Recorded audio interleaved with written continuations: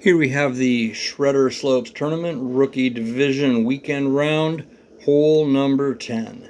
And on this one, we did have a tailwind, looked like a fairly direct tailwind according to the wind needle.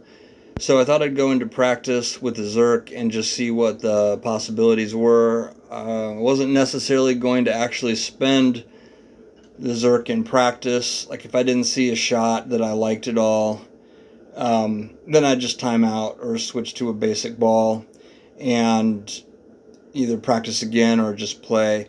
But I liked this possibility and basically just kind of going for the double bouncer. Don't want to do anything too crazy. The power of the Berserker gives me the distance I need, and I just need a little bit of OP to land on the fairway and then bounce over after the second bounce over that rough there. And then obviously you don't want to overpower it too much or you'll clip the rough on that second bounce. I did make that chip with the Firefly, pretty straightforward, just used about half of the available top spin. And then I decided to try it in the tournament with no further ado. I did make some changes to the shot, which is not always a good idea. It just depends on how many times you want to practice, really. Ideally, you would practice the shot exactly like you're going to do it, in the tournament.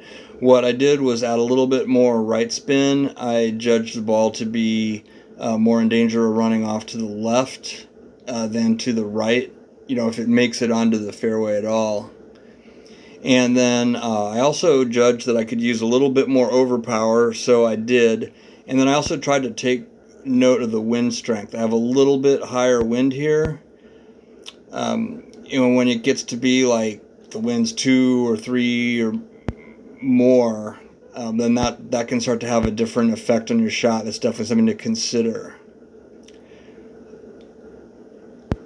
And I think this one rolled up a little bit more. And let's go ahead and show the chip, because I am aiming at newer rookie players. So this is important because it's not a gimme chip.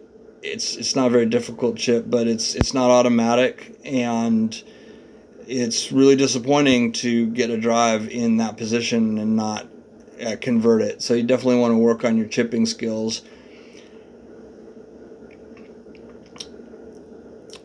Now what I'm doing here with the side spin is trying to align the ball guide more with the wind.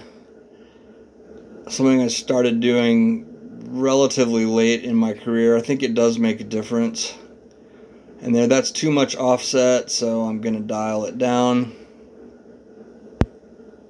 Offset is where you aim other than where you want to go. It's